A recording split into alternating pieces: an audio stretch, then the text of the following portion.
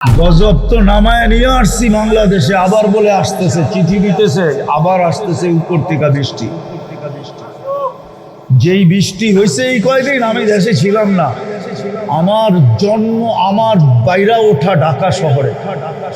আমার ওই দিনও মনে আছে যখন আমার প্যান্ট পরনে কোনো কাপড় ছিল না, আমি ঢাকা শহরের গলিতে বসেছিলাম। আমি ল্যাংটাখাল থেকে ঢাকা শহরে বড় হয়েছি, কিন্তু আমি কোনোদিন এত পানি ঢাকা শহরে দেখি। জানি না উনি ঢাকা থাকে কিনা, আমি ঢাকা শহরে এত পানি দেখি নাই কোনোদিন। পানি দেখছি কিন্তু এত না। বাংলাদেশের এই বন্যা কোত্থেকে আসছে পানি? ওই উপর থেকে আসছে। আল্লাহ নারাজ হয়ে গেছে, নারাজ হয়ে গেছে। 5 বেলা ডাইকো মসজিদে আনতে পারে না, কিন্তু ব্রাজিলের খেলার দিন কেউ জাগাইতে হয়,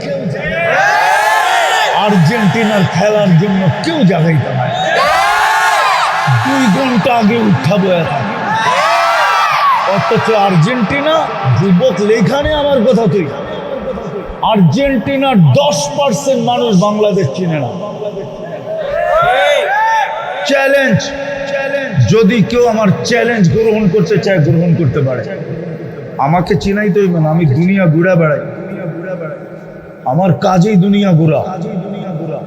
সকালে এক দেশে খাওয়া, দুপুরে আরেক দেশে খাওয়া, এটাই আমার কাজ। হ্যাঁ, 24 ঘন্টায় এক মহাদেশ থেকে আরেক মহাদেশে যে খাওয়া, এটা আমার কাম। কালকে ইনশাআল্লাহ আমি নাস্তা করবো এশিয়ায়, দুপুরে খাবো আমি ইউরোপে। রাগ হয় না, অহংকারের জন্য বলতেছি না, এই জন্য পায়ে হাত দিয়া বলি প্রস্তুতি নেই। নিব প্রস্তুতি? হ্যাঁ, তাহলে 2টা কাম করতে হবে, পারবো? আজকের থেকে নামাজ ছাড়বো না, ওয়াদা পাক্কা। নামাজ ছেড়ো না। চুলা যদি মাসের পর নাচো না পড়ে, যেই গড়ের মানুষ 100% নামাজি, ওর গড়ের সুখ কোনোদিন শেষ হবে না, কসম খোদা। ইচ্ছা করলে ওর সুখ সারা দুনিয়া এক্সপোর্ট করলেও শেষ হবে না। আর যে নামাজ 5 ওয়াক্ত পড়ে না, 1-2 ওয়াক্ত পড়ে, সপ্তাহে পড়ে, বৎসরে পড়ে, ও সোনার খাটে ঘুমাইলেও কোনোদিন সুখী হতে পারবে না। নামাজ ছাড়বে। দ্বিতীয়, পারবো তো? হ্যাঁ,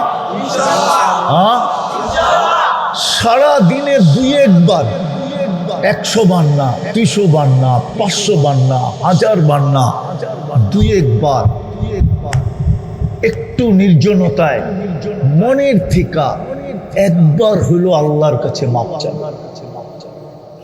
পারবা যুবক? হ্যাঁ না ভুলা যাবা? হ্যাঁ, ভুলা যাবা? করো, কাজ হবে, বেঁচে যাবে, তোমার প্রস্তুতি হয়ে যাবে। তুমি জানো না তুমি কার কোলে বসা আছে। উম্মত মানি হইল তুমি মুহাম্মদুর রাসূলুল্লাহর কোলে বসা, তুমি মুহাম্মদুর রাসূলুল্লাহর উম্মত, মুহাম্মদুর রাসূলুল্লাহর উম্মত। এই জন্যই তো একটা কথা বুখারীতে লেখা আছে, সমস্ত হাদিসের কিতাবে, কোন নবী কিয়ামতের দিন উম্মত তো দূরের কথা, মা তো দূরের কথা, বাবা তো দূরের কথা, স্ত্রী তো দূরের কথা, সন্তান তো দূরের কথা, কারো নাম নিবে না, শুধু বলবে নফসি নফসি, আমাকে বাঁচাও, আমাকে বাঁচাও। কোন নবী রসুল কারো নাম নিয়ে চিৎকার দিবে না, শুধু বলবে আল্লাহ আমাকে বাঁচান, আমাকে বাঁচান, আমাকে বাঁচান, আমাকে বাঁচান। কিন্তু কিয়ামতের দিন তোমার আমার নবী একটাই চিৎকার দিবে, রব্বি উম্মতি, আমার উম্মত বাঁচান, আমার উম্মত বাঁচান, আমার উম্মত। বিদায় তুমি জানো না তুমি কার কোলে বসা, তুমি মুহাম্মদুর রাসূলুল্লাহর কোলে বসা। এই জন্যই তো আমার চিৎকার দিয়া কাঁদতে মনে চায় যে কিয়ামতের দিন যে রাসূল চিৎকার দিবে তোমার জন্য, রব্বি উম্মতি, আল্লাহ আমার 2500-এর উম্মত, আল্লাহ আমার মাদকদের উম্মত। চিৎকার দিবে, ওই উম্মত ব্রাজিলের জার্সি পরে কি করে, ওটা নিয়ে ঝগড়া করে কি করে? কি তোমাদের এলাকায় ঝগড়া হয় না? ডজনের উপরে তো লাশ পড়লো বাংলাদেশে খেলা নিয়ে, কয়েক শত তো আহত হয়ে গেল। কত ভাই ভাই তো ঝগড়া হলো, এলাকার মানুষ মানে ভাই ভাই, যদিও বাপ ভিন্ন মা ভিন্ন। এই ইউনিয়নের যত সন্তান সব এই ইউনিয়নের ভাই ভাই। হয় না তোমাদের ইউনিয়নে ঝগড়া? হয় নাই তোমাদের এলাকায় ঝগড়া? তুমি উম্মতে মুহাম্মদী হয়ে ঝগড়া করো কি করে? আমি তোমাদের বিরুদ্ধে বলতেছি না, তুমি খেলা ভালোবাসো, ভালোবাসো, তাতে আমার কি আসা যায়? কিন্তু তুমি ঝগড়া করো কি করে? তুমি ঝগড়া করো কি করে? চাপাটি লইয়া বাইরেও কি করে? ছুরি লইয়া বাইরেও কি করে? তুমি কি করে বলো গুলি করে মেরে ফেলবো? এইখানে আছে, এইখানে। আমি বলিও না আবার খালিও না, কিন্তু হ্যাঁ, আমি দুনিয়ার 103টা দেশ দেখছি, আমি 60টা মহাদেশ দেখছি। এরকম কোন নবীর চিহ্নিত জায়গা নাই আমি না দেখছি। 1.25 লক্ষ সাহাবীর ভিতর থেকে 2-4 হাজার বাকি আছে, বাকি সব আমার দেখা শেষ। আমি ওলিও না খালিও না, এইখানেই আছে চেহারা বলে প্রতিপক্ষকে বসে গুলি করে তোর মেরে আলাম কি নাই? হ্যাঁ, যে বলছে আমি ওকে দাঁড় করাইতে চেয়েছি না। আমি ওলিও না আবার খালিও না, আমার চোখে চশমা দুইটা, একটা এইটা আর একটা ভিতরে অপারেশন করে লাগানো আছে। তোমাদের পায়ে হাত দিয়া বলি, 24 ঘন্টায় একবার নির্জনে যায় মনের থেকে আল্লাহকে সরি বলো, সরি, মাপ চাও, 5 ওয়াক্ত নামাজ পড়ো, প্রস্তুতি কমপ্লিট। তৃতীয় দুটা জায়গার সম্পর্ক কখনো ছেদ করো না। একটা হলো মসজিদ, কালকে যেন মসজিদ তোমাকে সাক্ষী দেয় যে আল্লাহ আমার কাছে আসতো। সব ধ্বংস হবে, মসজিদ ধ্বংস হবে না। আল্লাহ মসজিদকে উঠায় নিয়ে যাবে। ওলামা বলো কিতাব খোলা, ভুল বলতেছি না সঠিক বলতেছি। মসজিদ আল্লাহ উঠায় নিয়ে যাবে, যেরকম কোরআন উঠায় নিয়ে যাবে। ঠিক এই মাদ্রাসাগুলা কিয়ামতের দিন সাক্ষী দিবে কার সম্পর্ক ছিল এর সাথে। বলবে আল্লাহ কি গ্রহণ করবে? ইনশাআল্লাহ ওই দিন দেখা যাবে গ্রহণ করবে না করবে না, করবে না করবে না। আল্লাহর ঘর মসজিদ করবে না তো করবে না কি করে?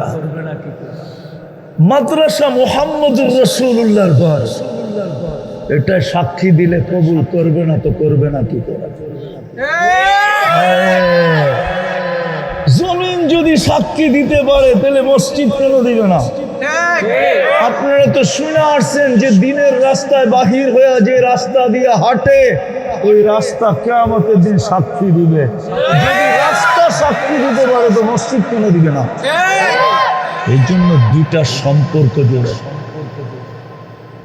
সম্পর্ক আর্থিক দিয়া পারেন, আর্থিক দিয়া করেন, সহানুভূতি দিয়া পারেন, সহানুভূতি দিয়া করেন। সহানুভূতি পারেন না তাহলে সর্বশেষ স্তর ভালোবাসা দিয়া করেন। পারবেন ভালোবাসা? সমান সমান হয়ে গেছে পাল্লা, না পিছনে ঝুঁকে না সামনে ঝুঁকে, সমান কাটা সমান। আল্লাহ বলে ঝুঁকাইতে হবে। বলছে কি লাগবে? এক নেকি, আমার কাছে তো নাই। দেখ কিয়ামতের মাঠে কেউ দেয় কিনা। তো কিয়ামতের মাঠে আপনজন ছাড়া আর কাকে চিনবে? যাবে আপনজনের কাছে, আপনজনরা বলে পাগল নাকি, এই মাঠে নেকি দেয় কে? সবাই বাগায়া দিবে, নৈরাশ হয়ে ফিরে আসবে। অপরিচিত একজন ওর চেহারার অবস্থা দেখে ডাকবে, তো জিজ্ঞাসা করবে তোর চেহারার এই অবস্থা কেন? বলছে আপনজনের কাছে বললাম কাজে দিল না, তোমার কাছে বললে কি কাজে দিব? বলে বইলা তো দেখতে পারো কাজে দেয় কি দেয় না, তো জিদের ঠেলায় বলবে একটা নেকি লাগবে, একটা কয়টা কয়টা, তো জ্যাবেরতে বের করে কই বলল লাগেন থেকে এক নেকির লিগে চেহারার এই অবস্থা, ওর তো খুশির অন্ত থাকবে না, ও ছুটতে ছুটতে আল্লাহর কাছে যাবে। আমাদের দেশের মানুষের দেখেন না, পাওয়ার আগে একরকম, পাইয়া গেলে আর একরকম, ঠিক না? আরে বুঝছেন কি বোঝেন না?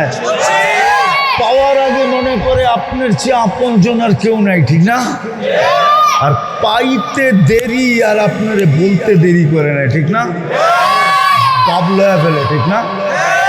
ও তো নেকি পেয়েছে, ও আল্লাহর কাছে যে ভাবলইব আমার খাতাটা বাইর করেন, নেকিটা মারবো আর কইবো আমার ফাইলটা বাইর করেন, আল্লাহ হাসবে।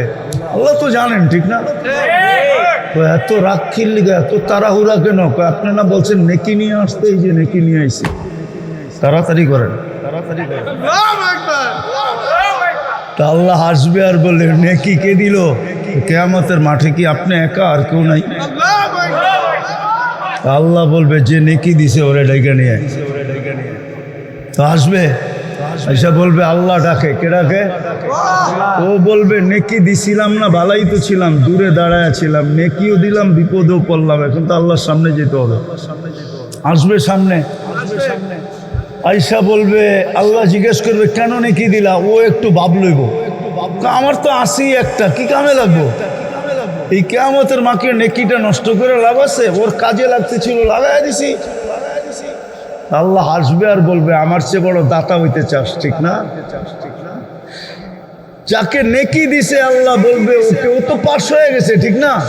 আল্লাহ ওকে বলবে খুশ বিয়া দিয়া আখি কাওয়াদ খলিল জান্নাহ, দুইজনে দুইজনের হাত ধর, চল জান্নাতে, আমার চেয়ে বড় দাতা হইতে দিব না, না না না। আপনি 1 টাকা দিয়েও জান্নাতে যেতে পারেন। বিদায় মাদ্রাসাটা যদিও ছোট একটা জায়গায়, বিল্ডিং প্রয়োজন, জায়গার প্রয়োজন, আমরা তো দোয়া করি ছোট মাদ্রাসাটা যেন বড় হইতে হইতে হইতে হইতে একটা দাওরায়ে হাদিস পর্যন্ত মাদ্রাসা হয়ে যায়। যদি আপনাদের একটু সহযোগিতা থাকে, চাই সেটা কম হোক, চাই সেটা বেশি হোক, কি সহযোগিতা করতে রাজি? কে কে রাজি দেখি? হ্যাঁ পাক্কা? হ্যাঁ